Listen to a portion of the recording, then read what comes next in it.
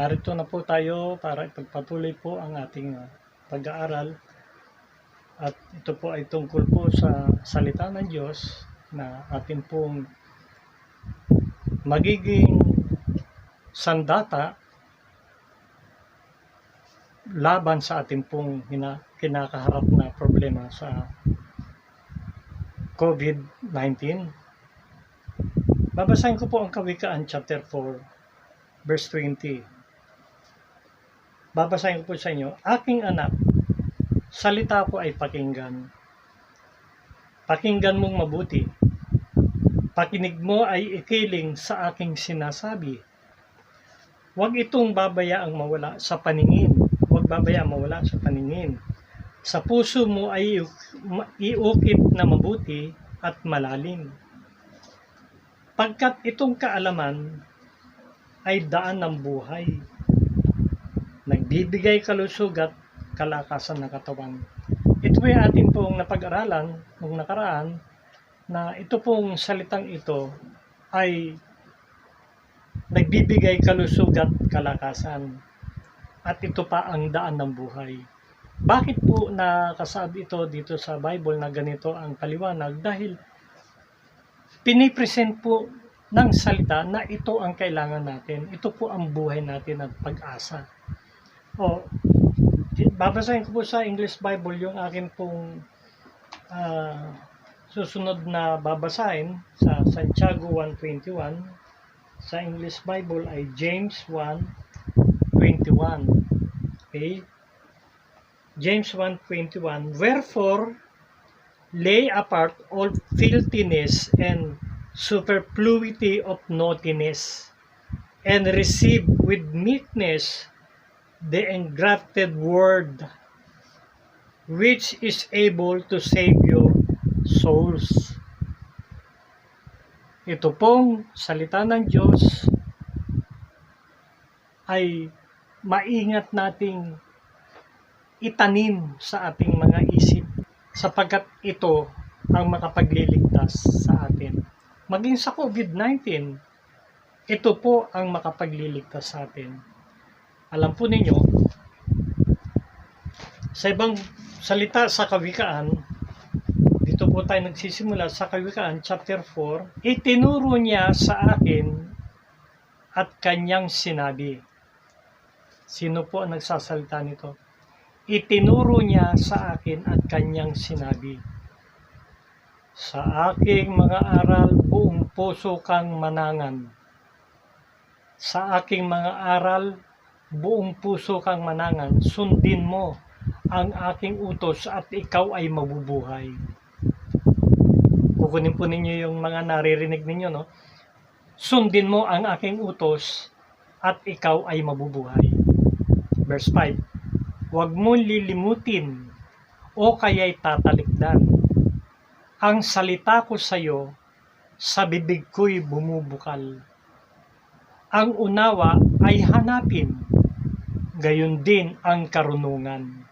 Hanapin daw natin. Ang unawa ay hanapin, gayon din ang karunungan.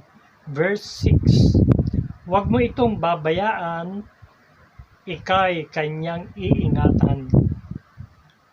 Huwag mo siyang iiwan, ika'y kanyang babantayan."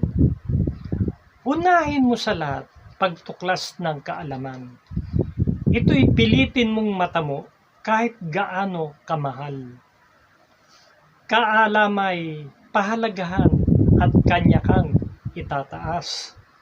Bibigyan kang karangalan kapag siya'y isinakbat. Siya'y korona sa ulo, sakdal ganda anong inam, at putong pan ng luwalhati sa buo mong katauhan. Ito po sa Kawikaan chapter 4 verse 4 to 9. Ang tinutukoy po dito ay ang salita ng Diyos. Ito po ang karunungan. Ito po ang ibinigay ng Diyos. Hanggang ngayon, ito pa rin po ang ginagamit ng marami mga mangangaral para ang mga tao'y magbalik loob sa Diyos. Dahil pag nagbalik loob po tayo sa Diyos, maganda ang mangyayari sa atin. Anong ibig ko sabihin? Bakit maganda? Sa buhay na ito, naghirap na tayo, tapos mamamatay tayo, na walang Diyos, puro problema. Palagay mo, tatanggapin tayo ng Diyos sa kanyang kaharian? Hindi. Makakasama natin ang matigas ang ulo, ang demonyo, yung pong mga kampunya, makakasama natin. Hindi po nagbibiro ang Diyos sa aral na ito. Ibinigay niya na ang lahat sa atin. Hinayaan niyang mamatay si Jesus para sa atin. At hanggang ngayon, ang kanyang salita ay kanya pa rin ipinagkakaloob sa maniniwala. Ang mahalaga yung maniniwala. Pero pag hindi po kayo naniwala, nakakalungkot naman. Dahil alam po ninyo, itong COVID na to ay pahintulot na rin ng Diyos ito. Para sa ganun, makapag-isip-isip na tayo. Meron pong babasahin. Ito pong COVID, nakasulat ba sa Bible? Well, tingnan po natin. May babasahin na po ako sa Jeremias. Pakinggan po ninyo. At ito po ay, kayo na po ang mag-isip kung ano po itong binabasa ko. Ano ba itong COVID-19? Jeremiah chapter 16, huwag kang papasok sa alinmang bahay na may patay.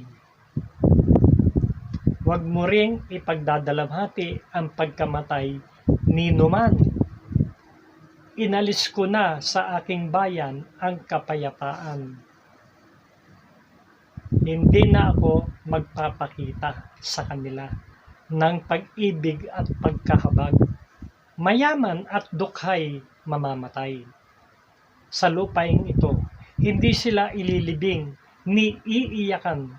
Walang taong susugat sa sarili o mag-aahit ng ulo bilang tanda ng paghihimutok. Wala nang sasalo sa naulila upang aliwin ito. Wala nang makikiramay sa namatayan kahit pa ama o ina ang namatay. Eksakto yan ang mga nangyayari ngayon. Pag namatay na, ay hindi na uso po ngayon yung lamay-lamay, pakikiramay, condolence, yung pupuntahan pa natin, hindi na po. Sa ibang bansa nga, pag meron ka lang konting symptoms ng COVID, yung iba ini-injectionan na para mamatay. Sinasadya na pong patayin. At yung iba sinusunog kaagad para hindi na kumalat at makahawa pa. Verse 8, huwag kang papasok sa bahay na may nagdaraos ng piging. Huwag ka ring sasalo sa kanilang kainan at inuman. Ako'y si Yahweh ang may makapangyarihang Diyos ng Israel. Pakinggan mo ang aking sasabihin. Patatahimikin ko ang lahat ng masayang pagkakaingay. Ito na po yan, nangyayari na, At katuwaan, hindi na maririnig ang masasayang tinig ng mga bagong kasal. Ang pagkaganap ng mga bagay na ito'y masasaksihan ng mga taga rito. Verse 10, at itatanong nila sa iyo kung bakit ko sila pinarurusahan ng gayon. Itatanong nila kung anong kasalanan ang nagawa nila laban sa akin. Sabihin mo sa kanila, ganito ang sabi ni Yahweh. Ang inyong mga ninuno ay tumalikod sa akin. Sumamba at naglingkod sa mga Diyos-Diyosan. Itinakwil nila ako at hindi sinunod ang aking mga utos. Ngunit higit na masama ang ginawa ninyo kaysa ginawa ng inyong mga ninuno. Kayong lahat ay matitigas ang ulo, masasama at hindi tumatalima sa akin. Alam niyo,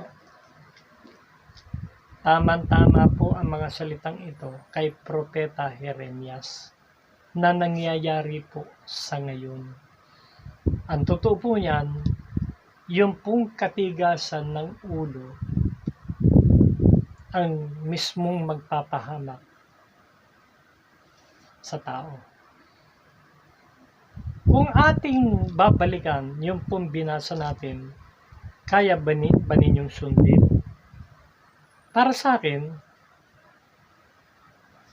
ang Diyos ay God never tells man to do something that man cannot do. Ibig sabihin po niya na hindi naman tayo uutusan ng Diyos na gumawa ng bagay na hindi naman natin kayang gawin. Siyempre kaya natin. Ang gustong-gusto ng Diyos, pag may sinabi siya sa kanyang salita, susunod tayo. Huwag nating kukontrahin. Kaya ang sinasabi, matigas ang ulo ng mga tao. Nakasulat na para sa ikabubuti naman natin, hindi sinusunod. Magbibigay po ako ng example. Sa aking English Bible, ito pong Josue. Si Josue ay servant ni Lord. Ang sabi niya ay ito. Ngayon, sa atin din po ito ay po pwede. Yung Josue chapter 1 verse 8. This book of the law, ito pong word of God, This book of the law shall not depart out of thy mouth. Huwag daw ilalayo, But thou shalt meditate therein day and night. Ibig sabihin, meditate the word day and night. Utos po ito.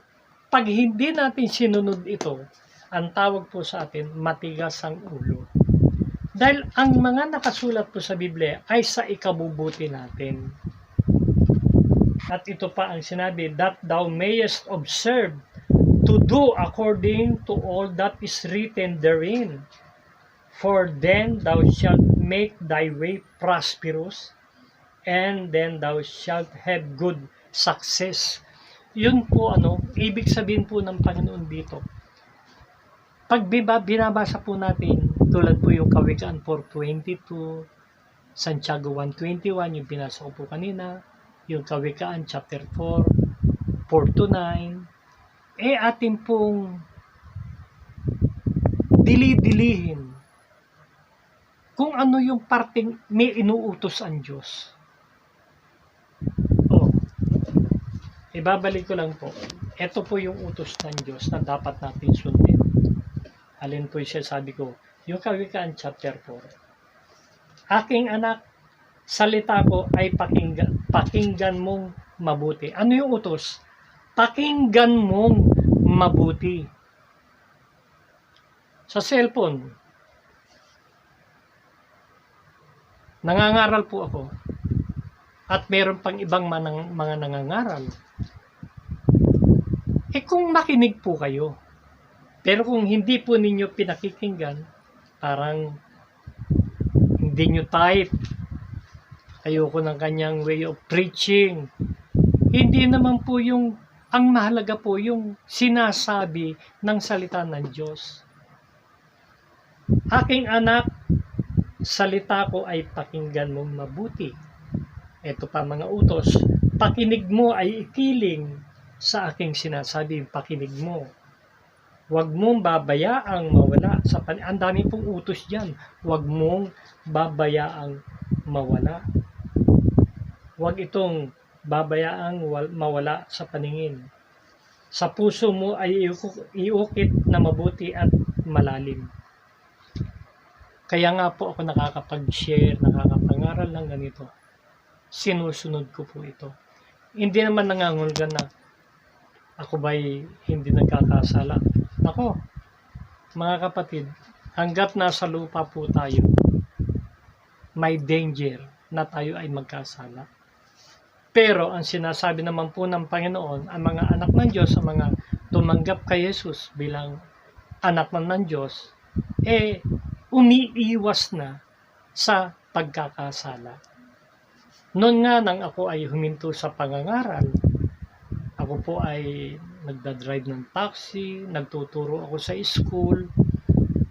Pag may mga dumarating po mga temptation, parang ano baliwala po sa akin. Nandyan tanggapin ko, nandyan gawin ko. Kaya nga, ang Panginoon, ayaw niyang mangyari talaga yon sa bawat isa. Ayaw niya. Huwag niyong tigasan ng ulo ninyo dahil kaya ko kayo binibigyan ng aking salita, matuto kayo, maging marunong kayo. Huwag niyong pabayaan. Noon, pabayaan ko ito. Huminto ako sa pag-share. Minsan ako po ay magdadrive ng taxi. Ang temptation po ay napakalapit po sa akin. Hindi ko sinasabing ako'y malinis, ako'y banal. Nagkakasala po ako. Kaya, kinakausap ko ang Panginoon sa panalangin ko na Lord, hayag po sa inyong aking karumihan ng aking kasalanan. Pero Panginoon, alam ko ako po'y pinili nyo na makapaglingkod sa inyo. Dahil hindi naman po kayo tulad ng tao na pagka nagkasala na itsepera ka na. Hindi po ang Panginoon. Kahit anong mga kasalanan natin, nag-aantay siya. Ang lahat ay binibigyan niya ng pagkakataon. Kaya nga, ang bali itinuturo po ng salita ng Diyos, labanan natin ang bawat dumarating sa ating mabibigat na mga problema. Tulad nitong COVID-19 na ito. Labanan natin. Paano? Paano natin lalabanan? Meron pa po tayong babasahin na dalawang aklat sa Biblia na dapat nating sundin at gawin. Nagbigay po ng ehemplo. Alam niyo, nagbibigay po na ako ng example. Yung po sinabi ko kanina na kapag may iniutos ang Diyos sa atin, kaya natin. Hindi naman niya tayo utusan yung hindi natin makakaya. Alam ng Diyos yung kaya natin. Yun ang inuutos niya. Tulad niyan, yung pag-meditate, pagbasa ng Biblia, pakikinig, kaya-kaya natin yan. Bakit hindi pa natin pakikinggan? Ngayon, ito po, sa paglaban natin sa COVID-19, ang sagot lamang po yan na nakita ko sa pag-aaral ko, dapat nating sundin ang salitang naririnig natin at gawin natin ito. Ito po ang magpapaliwanag, ang aklat ng Epeso, na ito po ay si Pablo ang sumulat. Epeso chapter 5 verse 19. Sama-samang ipahayag ang inyong damdamin. Utos po ito sama-samang ipahayag ang inyong damdamin sa pamamagitan ng mga salmo, mga imno at mga awiting espiritual. Buong puso kayong umawit at magpuri sa Panginoon. Lagi kayong magpasalamat sa Diyos at Ama dahil sa lahat ng bagay sa pangalan ng ating Panginoong Hesukristo. Paano po? At anong ibig sabihin itong sama-sama? Kakausapin natin ang Pangulong Duterte. Magbigay po tayo ng panawagan sa lahat ng Pilipino na sa ganitong araw, sa ganitong oras, wala tayong gagawin kundi manalangin at magpuri sa Diyos at sama-sama nating ipahayag ang inyong damdamin. Iba't iba Sino rito yung mga sobrang ng stress, sobrang ng lungkot, na iba nawawala na ng sama-sama nating ipahayag ang inyong damdamin. Kausapin natin ang Diyos. Ama, nananalig ako, Panginoon, na ipapahintulot nyo na mawala ang COVID, ang sumpa ng COVID na ito sa aming buhay. Sama-sama tayo sa ganitong oras, sa ganitong araw, sa ganitong panahon, gabi o araw, kung ano yung ibibigay sa atin ng ating Pangulo, na lahat tayo ay magsasama-samang sumunod sa salita ng Diyos. Sundin natin yung sama-samang ipahayag ang inyong damdamin sa pamamagitan ng mga salmo. Yung salmo naman, ito po yan. Magbibigay po ng example, ano? Hallelujah, Hallelujah, Hallelujah, Hallelujah, Hallelujah, Hallelujah, Hallelujah, Hallelujah. Sabay-sabay po tayong aawit ng salmo, himno, at awiting espiritual. Panginoon, minamahal kita, paglilingkuran ka habang nabubuhay. Dumagsaman ang mga pagsubok, alam kong sa amin ika'y susubaybay, kaya't ako'y susunod sa iyo upang ipahayag ang iyong salita. Buhay ko man aking iaalay bilang handog sa iyo, Panginoong Jesus. Yun po ang mga awit na panglangit. Awit po na pagpupuri sa Diyos. Mga salmo, mga himno.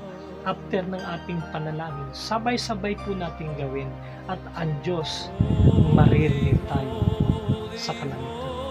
Pag sabay-sabay tayo, magpakumbaba tayo, gawin po natin ang ibig ng Diyos. Kapatid, may babasahin po sa Gawa.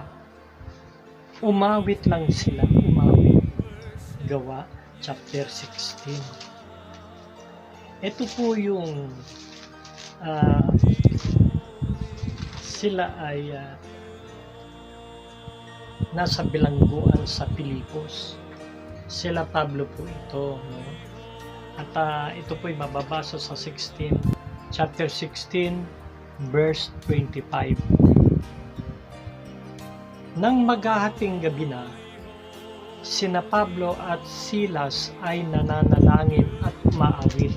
Nakakadena po sila dito, nakakadena. Ayan po yung picture.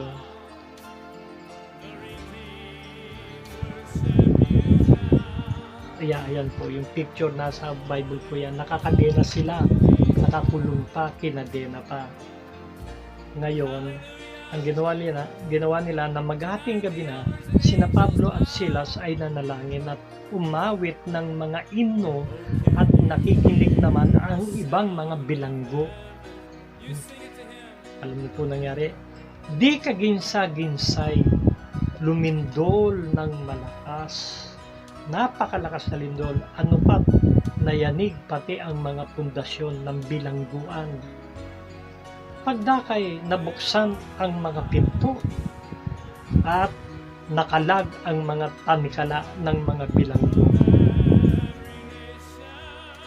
Nakabalikwas ang bantay bilangguan at nang makitang bukas ang mga pinto, hinugot niya ang kanyang tabak at angkang magpakamatay.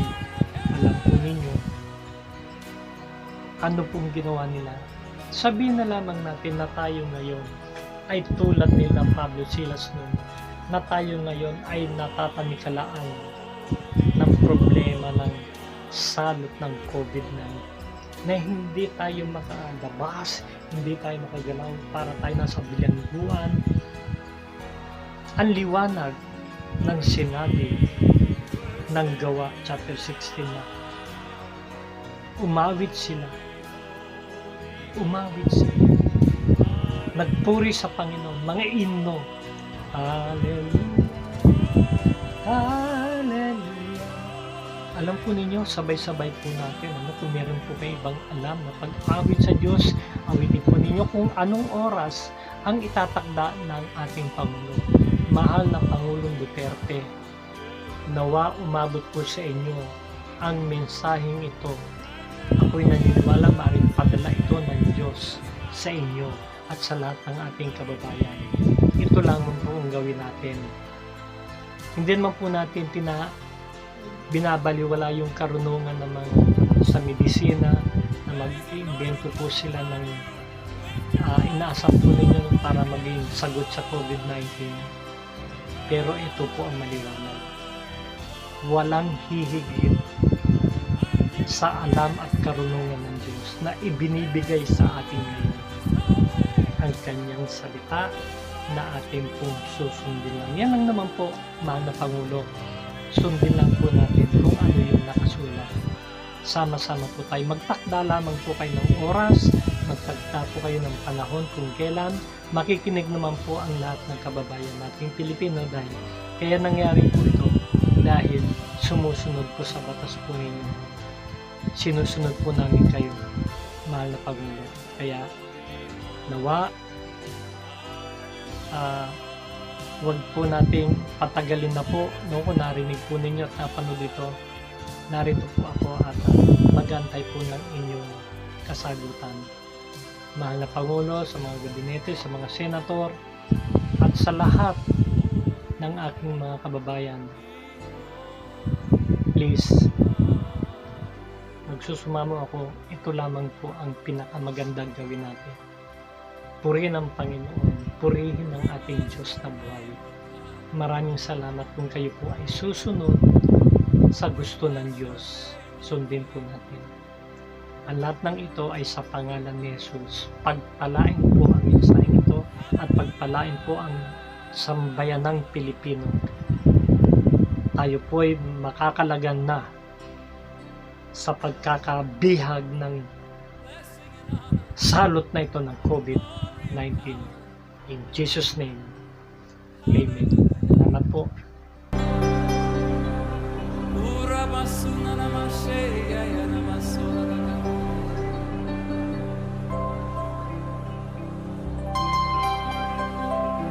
Yes, we worship.